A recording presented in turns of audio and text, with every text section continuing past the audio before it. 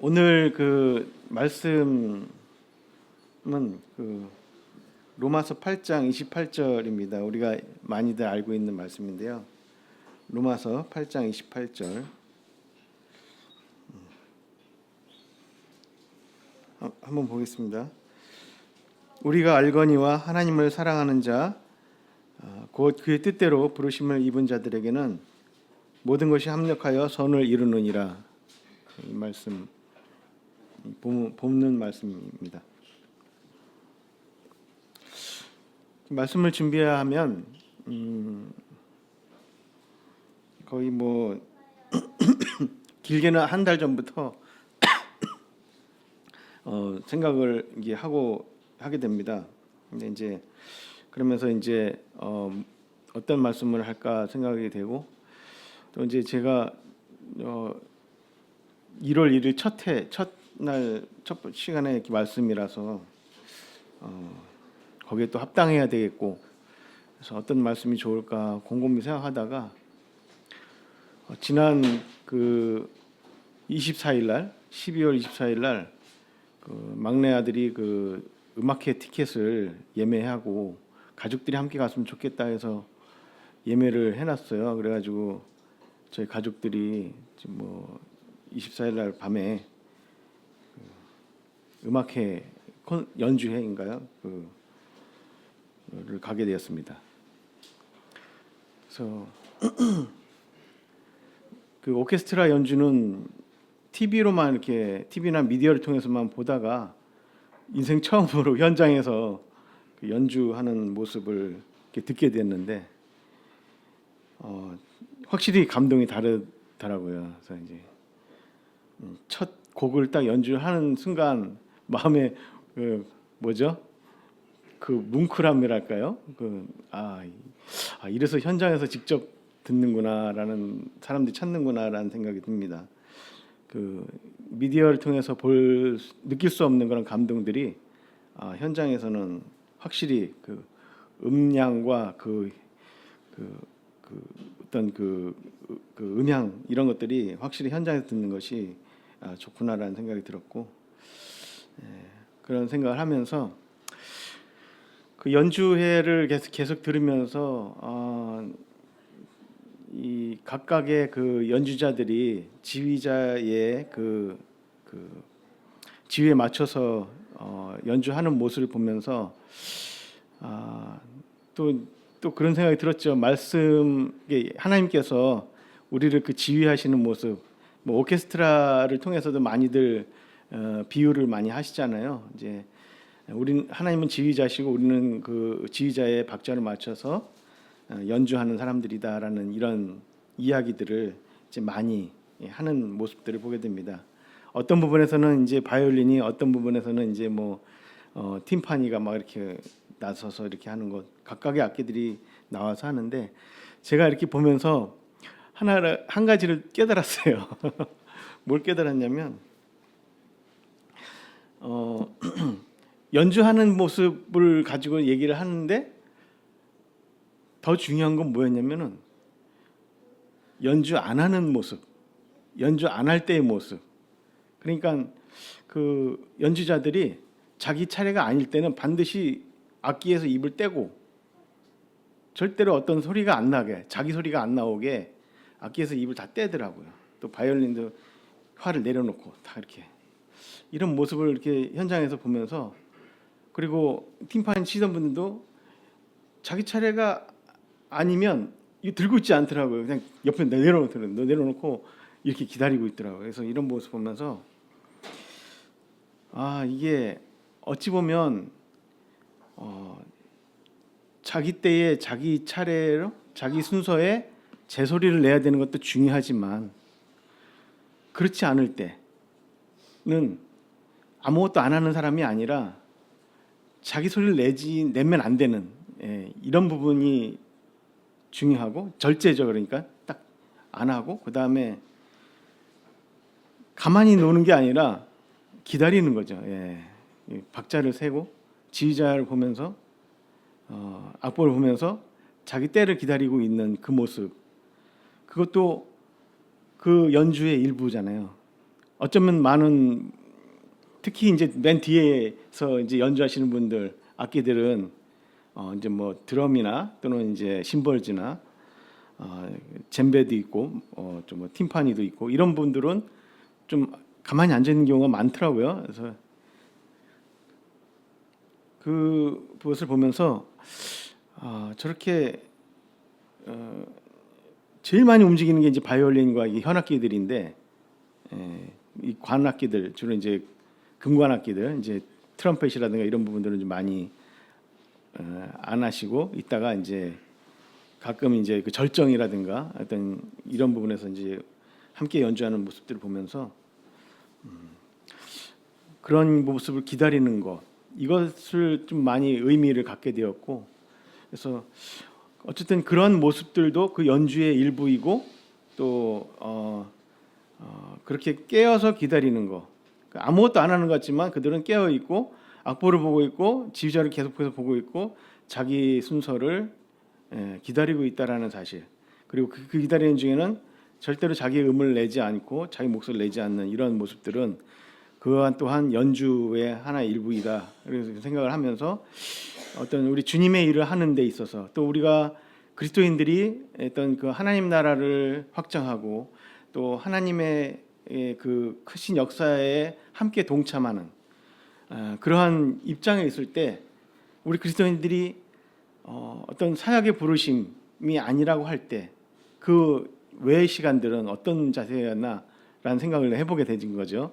그래서 이제 그 모습들처럼 우리 그리스도인들도 어떤 사역의 부르심, 뭐 큰 어떤 부르심이 아니더라도 그런 것을 안 할 때 우리는 어떤 자세로 있어야 되는가라는 생각을 해보게 되었어요. 그러면서 이 말씀을 주제로 해서 이렇게 교제를 하고 싶다라는 생각이 들었고 또 이 말씀의 내용은 그 예전에 청년들하고 교제하는 시간이 있었는데 인물별 성경 공부할 때 했던 내용이 이렇게 소환이 되면서 그 내용을 다시 한번 생각을 하면서 한번 나눴으면 좋겠다라는 마음을 갖게 되었습니다. 그래서 이 시간을 준비했습니다. 그래서 하나님을 사랑하는 자 곧 그 뜻대로 부르심을 입은 자들에게는 모든 것이 합력하여 선을 이루느니라라고 이렇게 하였는데요. 선을 이루는 이 사람들이 누구냐면 하나님을 사랑하는 자들이잖아요. 그리고 그 뜻대로 부르심을 입은 자들 이렇게 말씀하고 있는데 하나님을 사랑하는 자, 그러니까 하나님이 사랑하는 자들이 아니더라고요. 보니까 하나님이 사랑하는 자는 뭐 모든 인류를 하나님이 다 사랑하시죠. 하나님이 사랑하시고 근데 이제 하나님이 사랑하는 게 아니라 하나님을 사랑하는 자로 이렇게 표현을 하고 있습니다. 그리고 그의 뜻대로 부르심을 입은 자들이라고 했습니다. 그래서 자기 뜻대로 사는 사람들이 아니라 하나님의 뜻대로 뜻을 따라서 부르심을 받은 자들 통해서 하나님이 이것을 추진하는 분은 여기서 보면은 그들이 아니라 그 하나님이신 것을 우리가 알 수 있습니다. 다 해서 앞뒤로 다 하나님에 대한 이야기가 나오기 때문에 그래서 하나님께서 모든 것을 합력하여 선을 이루시는데 그 부르심을 입은 자들에게 그러한 일이 있다라는 거죠. 그래서 그 입은 자들에게 또 하나님을 사랑하는 자들에게 하나님의 합력하여 선을 이루는 그런 일들이 일어나는 것을 우리가 볼 수 있고 또 우리는 뭐 많은 예들이 있겠지만 성경 속에서 그런 예들을 많이 볼 수가 있습니다. 그래서 오늘 그 성경 속에서 좀 이렇게 소환할 인물은 그 마리아의 남편 요셉을 한번 소환해봤어요. 그리고 또 한 사람의 요셉, 그 아리마대의 요셉을 이렇게 두 사람의 요셉을 보면서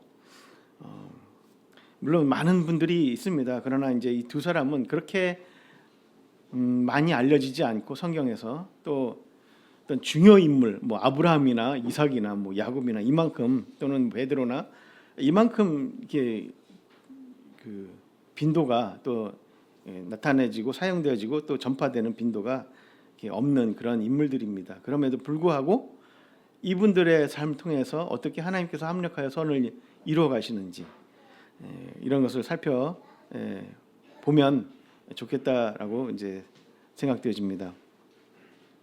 합력하여 선을 이룬다고 하니까 우리가 우리 여기 있는 성도님들이 어떤 일을 할 때 다 힘을 합칩시다라고 해서 이제 그런 합력이 아닙니다. 여기서는 하나님께서 하나님의 때에 하나님의 시간에 하나님의 서로 다른 알지 못하는 사람들을 통해서 그들의 어떤 목적과 상관없는 원래 그런 목적으로 한 것이 아니지만 그들의 어떤 순종과 그들의 어떤 섬김이 크게 긴 하나님의 역사 속에서 하나의 사건을 또 하나님의 뜻을 이루어가는 이런 것을 우리가 합력하여 선을 이루어 가신다라는 것을 이렇게 알 수가 있습니다.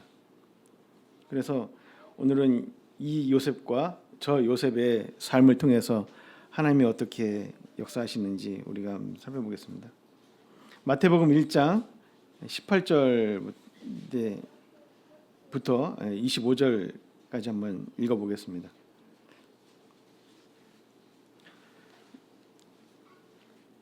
예수 그리스도의 나심은 이러하니라. 그의 어머니 마리아가 요셉과 약혼하고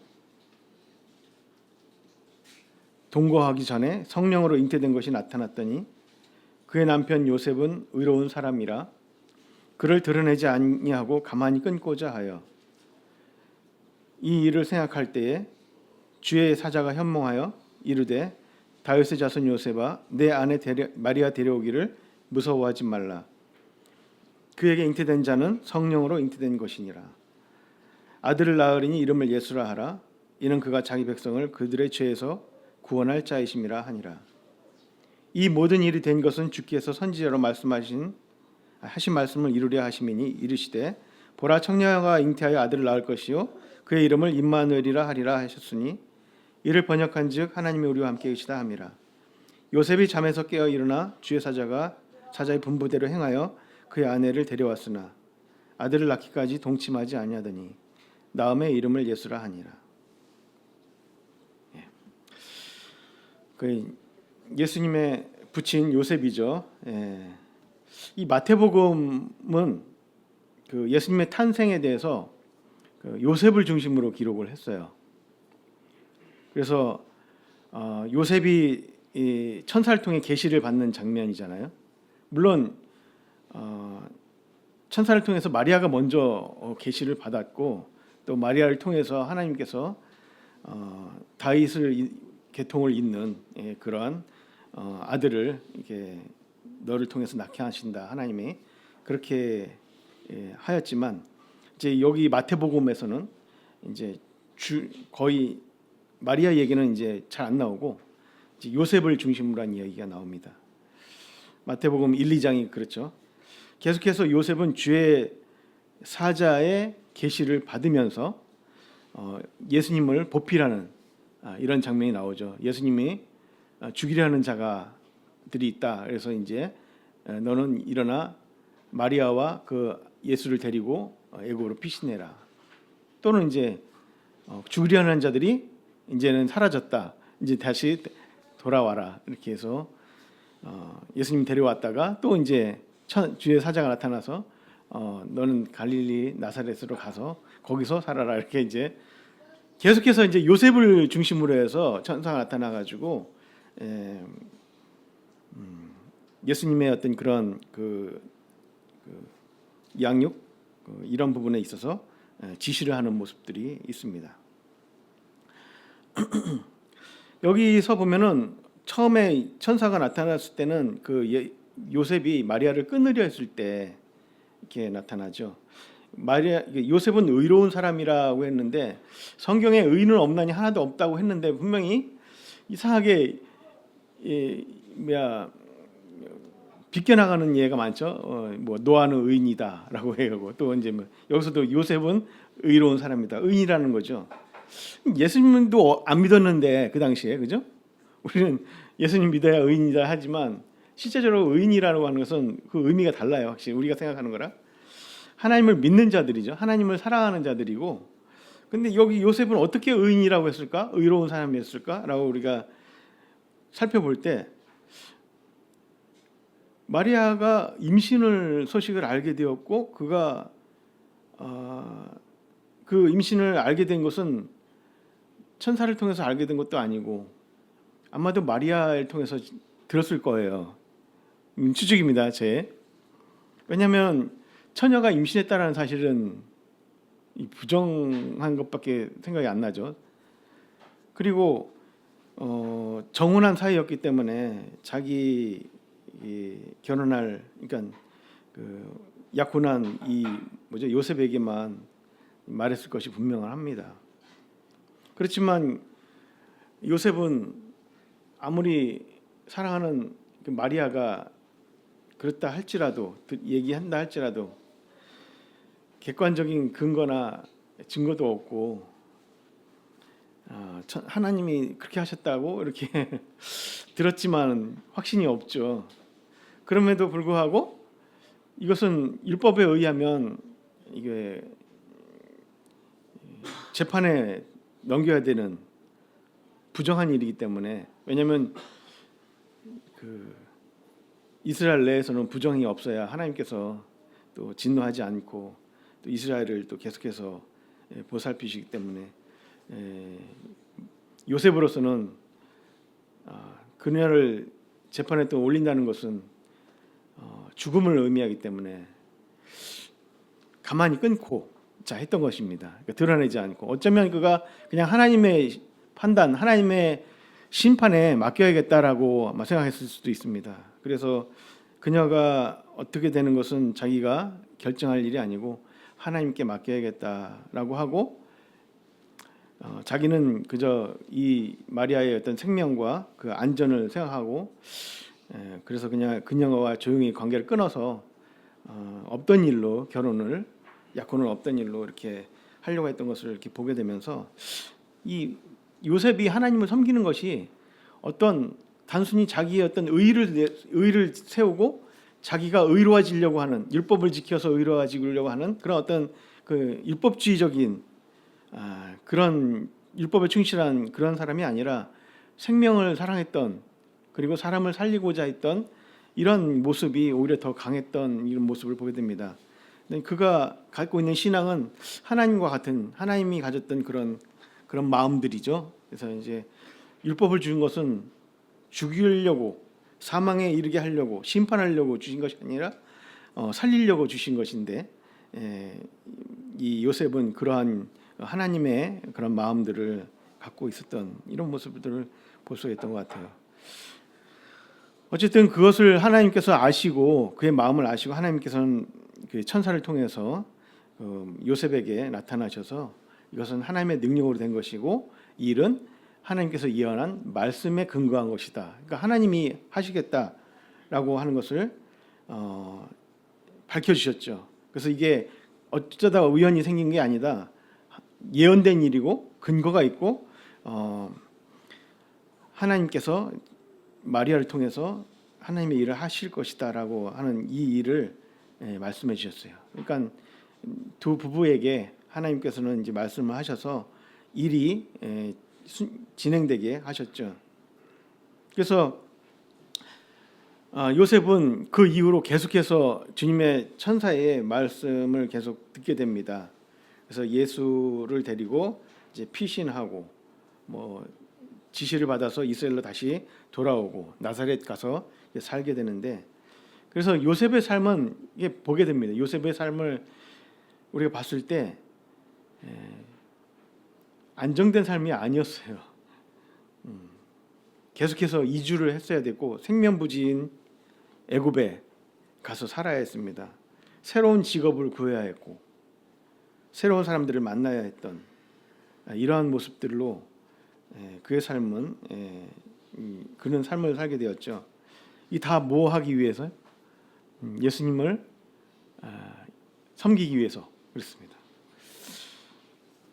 그래서 요셉의 삶은 예수님의 영유아 시절부터 소년기에 이르기까지 예수님의 잠자리와 입을 것과 먹을 것을 공급하고 안전하게 보호하는 것이 그의 삶이었습니다. 이것을 요셉에 대해서 별로 그렇게 생각을 안 했지만 인물별 성경 공부하면서 요셉의 이러한 모습들 또 이러한 삶을 생각하면서 우리 아빠들의 삶은 그 지금 여기 요셉처럼 물론 요셉은 예수님을 그렇게 했지만 저는 그 아빠들의 삶이 보통의 삶이 아니라고 생각돼요. 하나님께서 자녀를 주시고 아내를 주시고 자녀를 주시고 이랬을 때 아빠들은 그들에게 잠자리와 입을 것과 먹을 것을 공급하는 그들의 또 안전하게 성장해 갈 수 있는 터를 마련해 주는 이런 것은 정말 아빠들의 책임이고 하나님께서 그들에게 부여한 또 사역인 것을 우리가 알 수 있습니다. 그래서 이것이 뭐 나는 지금 별로 이렇게 주님을 위해서 아무것도 안 하고 있는 이런 게 아니라 정말 자녀를 키우고 있다면 또 아내를 결혼해서 아내와 함께 있다면 그들을 안전하게 또는 귀하게 섬기는 것이 또한 중요한 일이다. 요셉은 예수님을 섬겼지만 우리 형제 자매님들은 또 하나님의 자녀들, 다 하나님의 형상을 따라 지은 자녀들이잖아요. 내 자녀지만 내 자녀를 나를 통해서 태어났지만 하나님께서 나를 통해서 태어나게 하셨을 뿐 나를 통해서 그가 또 하나님의 자녀로 온전하게 성장하고 한 사람의 영혼, 그러니까 하나님을 섬기는 하나님을 찬양하고 하나님께서 그 목적을 가지고 지으신 한 영혼이잖아요. 천하보다 귀한 한 영혼을 나의 손에 맡겼다라는 거죠. 그래서 그랬을 때 이 얼마나 귀한 일인지 우리는 요셉을 보면서 요셉은 그것을 위해서 그가 이제 새로운 장소, 새로운 직업, 새로운 사람을 만나고 계속해서 이주해야 했던 이런 모습들을 보면서 참 중요한 일이구나라는 것을 우리가 알게 됩니다. 그래서 요셉의 삶은 마태복음 이 두 장에 걸쳐서 잠깐 나와요. 그리고 뭐 누가복음 이런 데서는 그냥 부모 이런 식으로 나와서 그 요셉은 마태복음 1, 2장에 걸쳐서 나오고 또 성경에는 공식적으로 12살 되던 해에 그 예수님이 잠깐 그 성전에서 사라졌다가 이렇게 사흘 만에 찾은 그런 이게 나오잖아요.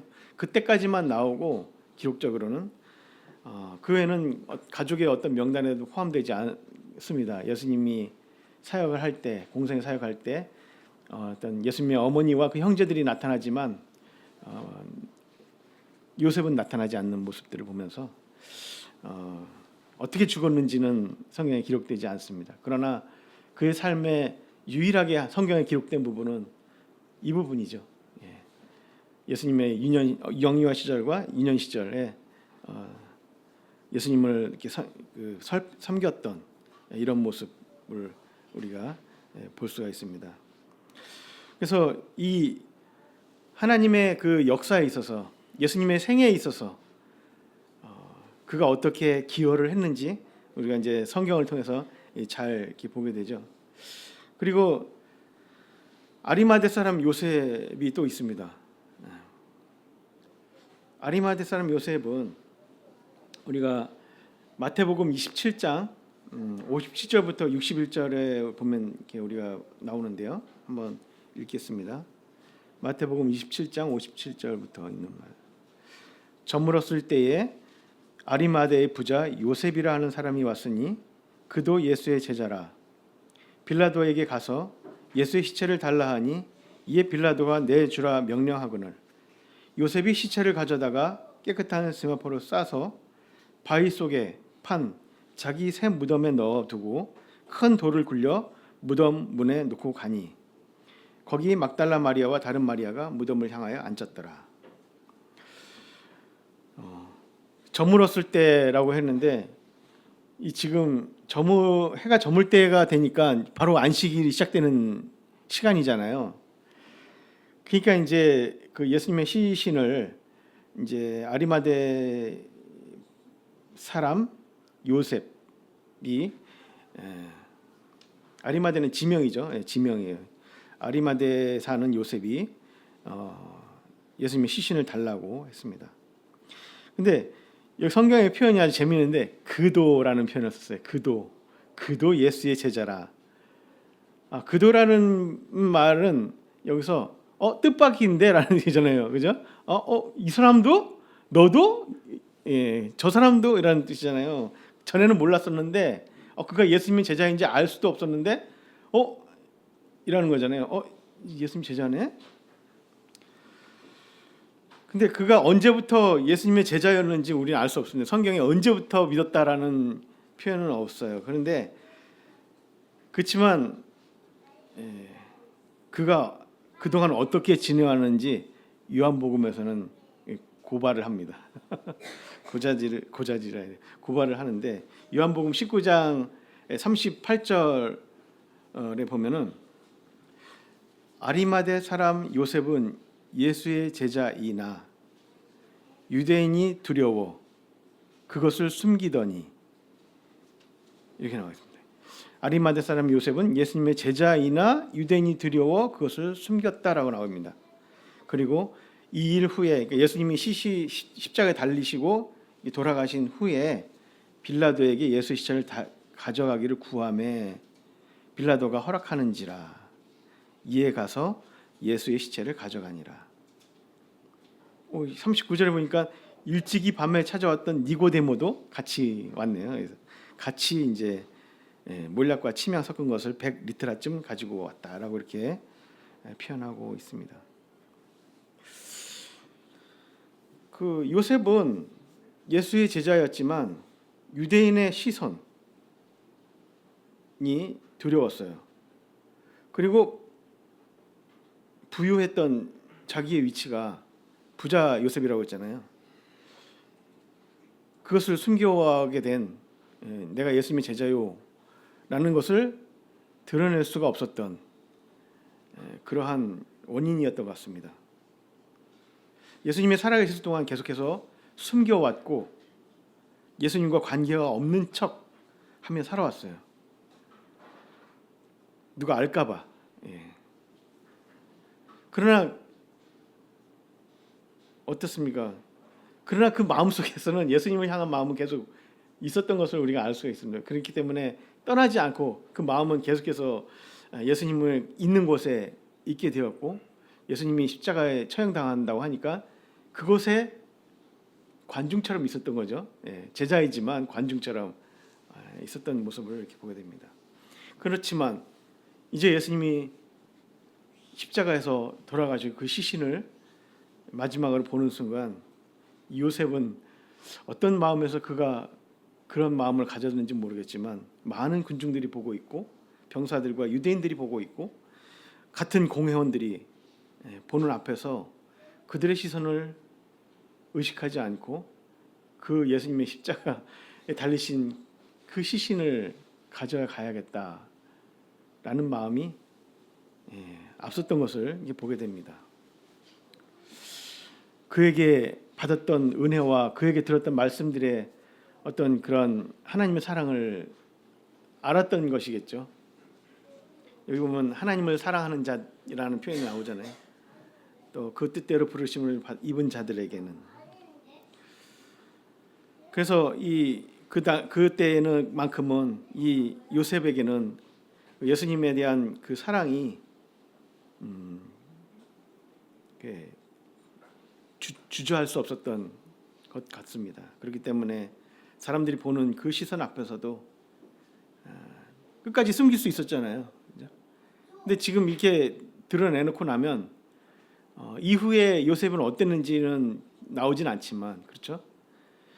아마 많은 고난과 고충을 당했을 겁니다. 또 따가운 시선을 당했을 것이에요. 왜냐하면 그 예수의 제자들에 대한 그 따가운 시선들이 이제 시작되게 되고 또 대제사장과 군인들은 예수님의 그 부활에 대해서 그것을 숨기려고 또 많은 이제 모의를 가져오잖아요. 그렇기 때문에 어떠하였으리라 생각을 되지만 어쨌든 이 요셉은 자신의 그 정체를 드러내놓고 이렇게 예수님의 장례식을 치르는 모습을 우리가 봅니다. 그래서 이 모습을 보면서 그런 생각도 해봐요. 우리가 우리 자신의 정체를 숨기고 합력하여 선을 이루는 일에 동참할 수 있을까? 내가 그리스도인이라는 것을 숨기고 하나님의 어떤 그런 그 사역, 하나님이 부르시는 그 부르심의 일을 감당할 수 있을까? 그렇지 못하다고 이 성경은 말하고 있는 것 같거든요. 제가 보기에는 내가 그리스도인이라는 것을 밝히지 않으면 하나님께서는 나를 통해서 어떤 일을 하실 수가 없는 모습을 우리는 이 요셉을 통해서 볼 수가 있습니다. 그가 비로소 자기 자신을 드러내놨을 때 이제 예수님의 시신을 가져가고 그분을 위해서 부자의 묘실에 딱 자기가 부자니까 그 부자의 묘실에 이렇게 안치하는 이런 모습들을 우리가 볼 수가 있었습니다. 다른 요한을 제외한 제자들은 다 도망가고 없는데 요셉은 자기가 뭐라고 12제자도 아니면서 그죠? 예수님께 불림을 받은 12제자도 아닌데 그 앞에 나가서 예수님의 시신을 달라고 했던 이런 모습을 우리가 보게 됩니다. 이 얼마나 당당합니까? 다른 제자들 다 도망가 수목 있는데, 그래서 이걸 보면서 아리마대 요셉의 이러한 행동은 또한 예수님에 대한 예언이 또 성취되는 부자의 묘실과 같았다라는 이 이사의 말씀이 성취되는 것을 또한 이루게 되죠. 그래서 이 서로 다른 시기에 이렇게 부름받은 이 두 사람, 한 사람은 예수님의 초기에, 또 한 사람 요셉은 예수님 마지막에. 그래서 어쩌면 두 사람은 서로 알지도 못했던, 만약에 요셉이, 그러니까 예수님의 부친 요셉이 예수님의 공생의 사역 전에 죽었다면 전혀 만날 수 없는 사람이죠. 전혀. 그래서 그런데 두 사람의 공통점은 의로운 사람이다라는 호칭이 붙었어요. 그래서 왜 이 아리마대 사람 요셉은 왜 의로운 사람이지? 라고 이렇게 찾아보면 누가복음 23장 50절부터 51절에 그렇게 기록되어 있습니다. 공회 의원으로 선하고 의로운 요셉이라 하는 사람이 있으니 그들의 결의와 행사에 찬성하지 아니한 자라. 그는 유대인의 동네 아리마대 사람이요 하나님의 나라를 기다리는 자라. 이렇게 나오죠. 그가 어쨌든 간에 유대인이 두려워서 그 시선을 피하기 위해서 자기를 드러내놓지 않고 제자인 것을 알리지 않았지만 그는 어쨌든 하나님의 나라를 기다리는 자였어요. 그리고 유대인의 어떤 그런 불합리한 것, 비율법적인 이런 부분에 대해서 함께하지 않는 이런 모습을 하고 있었던 것을 이렇게 보게 됩니다. 그리고 이 요셉은 계속해서 예수님에 대한 말씀들을 이렇게 막 공식적으로 따라가지는 않았겠지만 그의 말씀을 이렇게 전해 듣고 했었던 것을 우리는 알 수 있습니다. 그가 직접 예수님을 뒤쫓아 다니면서 막 이렇게 여러 제자들처럼 그렇진 않았다 할지라도 부자이기 때문에 종들을 통해서 말씀을 예수님은 어떻게 무슨 말씀을 하시더냐 이런 들을 수도 있겠죠. 그래서 이제 그 두 사람의 섬김에 예언의 성취라는 공통점이 있습니다. 그래서 이 의롭다라는 표현도 여기 보면 하나님의 나라를 기다리고 사모하고 이런 부분들이 그러한 믿음을 갖고 있는 요셉이었던 것이죠. 그래서 그러한 요셉을 의롭다라고 이렇게 표현하고 있어요. 그래서 하나님을 사랑하는 자들은 하나님의 나라를 기다리는 자들이고 또 하나님의 뜻이 이루어지기를 또 이렇게 또 바라는 이러한 사람들인 것을 우리가 이렇게 볼 수가 있습니다. 그래서 이 두 사람의 섬김이 예언의 성취라는 공통점이 있습니다. 그래서 합력하여 선을 이루시는 이 하나님, 그 선을 이루는데 하나님의 말씀들이 이루어지고 또 하나님의 뜻이 이루어지는 것이죠. 서로 다른 시간, 서로 다른 사건 같지만 합하여 하나님의 때에 선을 이루는 이런 모습을 이렇게 보게 됩니다. 그리고 그것은 하나님을 사랑하는 자, 의로운 자, 하나님의 나라를 기다리는 자들을 통해서 이루어 가시는 것을 또한 이렇게 볼 수가 있습니다. 예수님의 그 부친 요셉은 적어도 12년 이상 예수님을 보필을 했다고 우리가 이제 볼 수가 있다면, 아리마대 사람 요셉은 안식일이 시작되기 바로 직전 한두 시간 정도, 그죠? 한두 시간 정도 예수님의 장례를 마무리했어요. 그리고 성경에 이름이 올라와 있습니다. 야, 이건 12년대 한두 시간 이렇게, 나는 12년 목표를 했는데 막 이렇게, 어떤 사람이 더 가치가 있고 어떤 행동이 더 중요했을까? 하나님 앞에 가치가 있었을까? 그건 뭐 우리가 판단할 수는 없지만, 그죠? 둘 다 없어서는 안 될 사역들이잖아요. 예.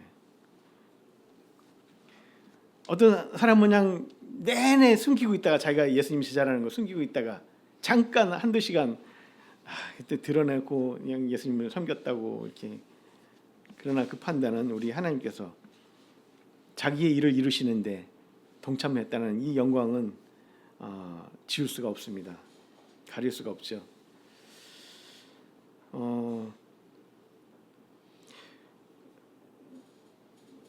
그 무수히 많은 사람들이 성경에 나와 있잖아요. 근데 어떤 섬김은 이때가 아닌데, 사람이 보기에 이때가 아닌데 라고 생각해서 사람들이 비난을 하지만, 하나님께서는 그때다 라고 이렇게 하는 것도 있어요.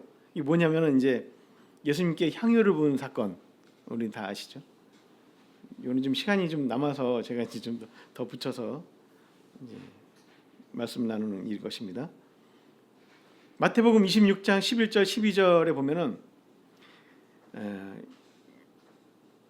여자가 와서, 여자는 그 나사로의 누이 마리아입니다. 요한복음에 보면, 가난한 자들은 항상 너희와 함께 있거니와 나는 항상 있지 아니하니라 하면서, 이 여자가 내 몸에 향유를 부은 것은 내 장례를 위함이니라 라고 나와 있습니다.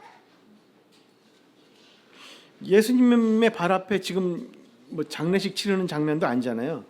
예수님이 이제 식사하는 그 자리에 많은 사람들이 있는데, 거기 바리새인도 있고 막 있는데, 그 마리아가 와서 이제 향유를 붓고 머리털로 그 씻는 모습을 보면서, 그 옥합을 깨뜨리고 그 향유를 부은 것을 보면서, 야, 제가 저것을 왜 저기다 허비하냐. 자, 허비라고 썼어요. 그 말 300데나리온이나 되는 그 옥합을 깨뜨려서 나드 한 근을 향유를 깨뜨려 가지고 예수님의 발을 씻기는 이 모습을 보면서 허비다.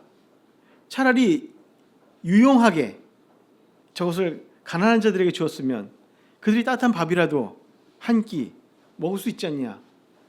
이거거든요. 300일치에 1년 동안 일한, 그러니까 연금을 모아서, 연봉 탄 것을 모아서 한, 뭐 어떤 사람에게는 연봉이 한 1억이 될 수도 있고, 어떤 사람은 5천만 원이 될 수도 있고, 막 큰 돈이잖아요. 1년 동안 그 모은 돈을, 그것을 가난한 사람들에게 나눠주면 얼마나 효과적이고 또 예수님의 이름을 나타내는데 더 좋을까라고 했는데, 예수님은 딱 잘라 얘기합니다. 가난한 자들은 너희와 항상 있거니와 나는 항상 함께 있지 않다 하면서, 이것은 내 몸에 향유를 부은 것은 내 장례식을 위한 일이다 라고 이렇게 말하고 있습니다. 장례식을 위한 일이 왜 그럼 장례식 때 쓰면 되는지, 우리 사람들 입장에서는 그럼 장례식 때 쓰면 되죠. 왜 지금 그것을. 그러나 하나님께서는 시간의 관념이 없으셔요. 그때 그것을 받으신 거예요. 마리아의 그 섬김을 이 장례식 때 자기를 향유를 부었다라고 이렇게 받으신 겁니다. 물론 마리아는 장례식을 위해서 쓴 거다라고 한 것은 아니잖아요. 마리아가 지금 마리아가 그것을, 그 지혜를 가지고 이것은 내가 미리 장례식을 준비해야지 이렇게 나온 것도 아닌데, 주님은 장례식이다라고 이렇게 말씀하고 있습니다. 그런데 또 다른 여자들이 있어요. 누가복음 23장 55절에 보면 누가복음 23장 55절 갈릴리에서 예수와 함께 온 여자들이 뒤를 따라 그 무덤과 그의 시체를 어떻게 두었는지를 보고 돌아가 향품과 향유를 준비하더라. 계명을 따라 안식일에 쉬더라. 그 다음에 누가복음 24장 1절에 안식 후 첫날 새벽에 여자들이 그 준비한 향품을 가지고 무덤에 가서 돌이 무덤에서 굴러 옮겨진 것을 보고 들어가니 주 예수의 시체가 보이지 아니하더라. 그리고 나서 향품은 어떻게 되는지 안 나와요.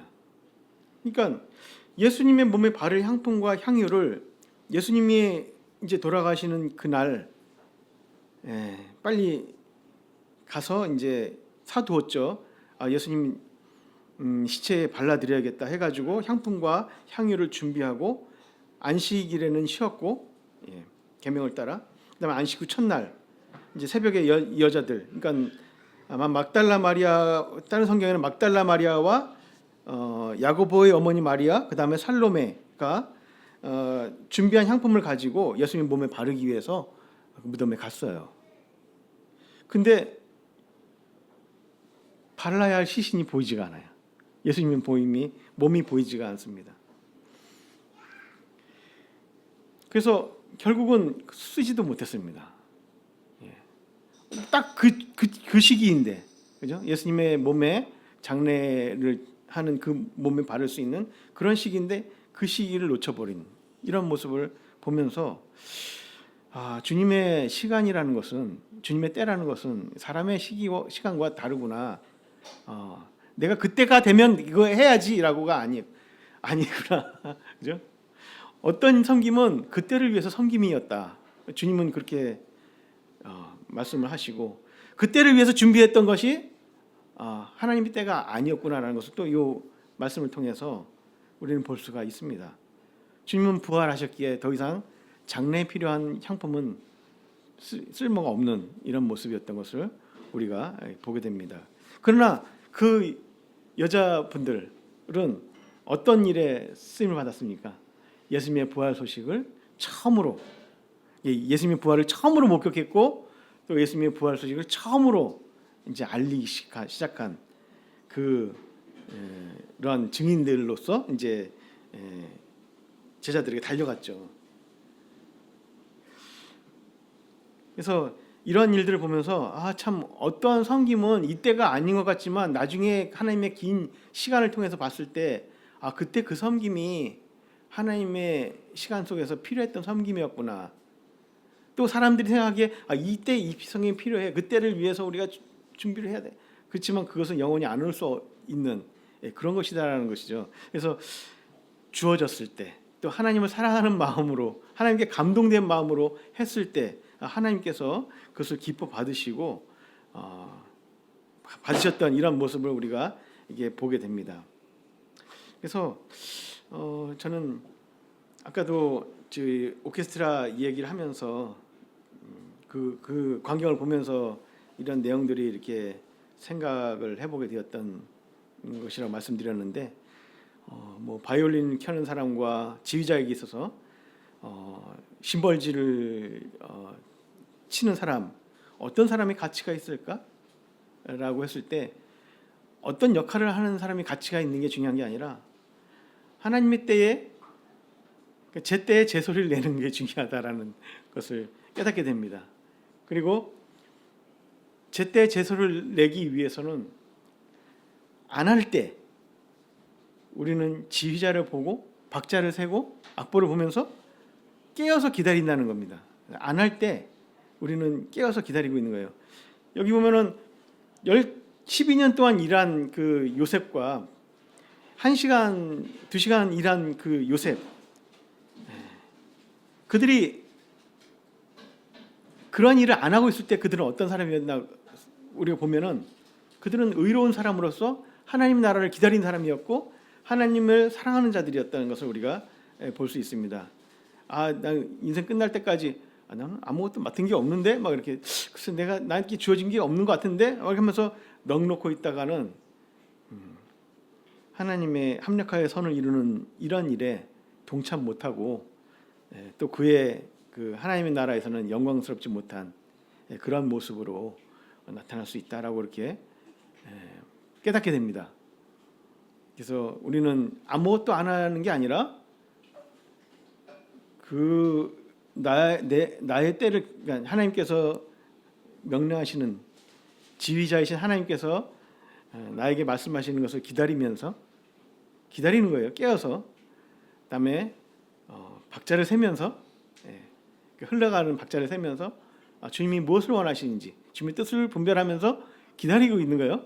그러면서 이제 주님께서 어떤 감동을 주시거나 또는 어떤 주님을 사랑하는 어떤 감동이 감화가 있을 때 우리는 그것을 표현하면서 주님 앞에 자신을 드리는 이런 모습들이 있어야 될 것이다라고 이렇게 결론을 이렇게 맺게 됩니다. 참고로 우리는 뭐 예수님도 안 계시고 내가 예수님 태어날 때 있는 것도 아니고 예수님이 돌아가실 때 있는 것도 아니고 나는 뭐 지금 내가 어떻게 해야 되는지 모르겠고 막 이렇게 생각할 수 있겠지만 우리는 주의 몸된 교회가 있습니다. 주님의 몸된 교회, 주님의 몸된 교회를 섬기는 게 곧 주님을 섬기는 거고, 교회를 세우는 것, 주님의 몸을 세우는 것이 뭐 주님께 하는 것입니다. 그래서 나도 주님의 몸된 교회잖아요. 내 자신도. 그리고 성도들 자체가 또 주님의 몸이잖아요. 그래서 나도 교회의 일부이기 때문에 나를 온전히 세우고, 그죠? 나를 온전히 주님 앞에 온전히 세우고 또 그리스도의 다른 지체들을 또 온전하게 세워지는 일에 함께하는 것. 이것이 우리 현재 교회 시대에 현재 지금 주님께서 부르신 이 교회 시대에 필요한 일이고 또 합당한 일이라는 것을 우리가 볼 수 있습니다. 하나님의 나라를 지금은 교회를 통해서 하나님께서 이 세상의 증인으로 세우셨고 하나님을 증거하는 자들로 세우셨고 하기 때문에 이 교회를 온전하게 하고 교회를 세우고 교회를 세운다는 것은 다른 사람을 세우는 게 아니라 내 자신을 먼저 세우고 나도 교회의 일부니까 지체니까 그 다음에 우리 성도님들을 세우고 또 성도님들이 온전하게 또 하나님 앞에 나아가는데 우리가 공동체가 그리스도 앞에 온전히 세워지는 일에 내 자신을 함께하는 이런 것이 내가 평상시에 그러한 일에 함께하고 있어야 된다는 거죠. 그것이 목적이고 그래서 이런 일들을 함께하고 있다면 주님께서는 어떤 필요에 따라서 하나님께서 들어서 더 특별한 일을 또 그에게만 해당되는 고유한 일을 주실 것이다 라고 이렇게 분별하게 됩니다. 그래서 이런 일을 통해서 하나님께 영광을 돌리고 또 합력하여 선을 이루는 일에 참 동참이 되어서 정말 여기에 성경에 나오는 인물들과 같은 그러한 동일한 그 영광을 우리 온 성도님들이 함께 이렇게 누리는 또 취하는 그러한 새해 그다음에 그러한 삶이었으면 좋겠습니다. 이상 기도하고 말씀 마치도록 하겠습니다.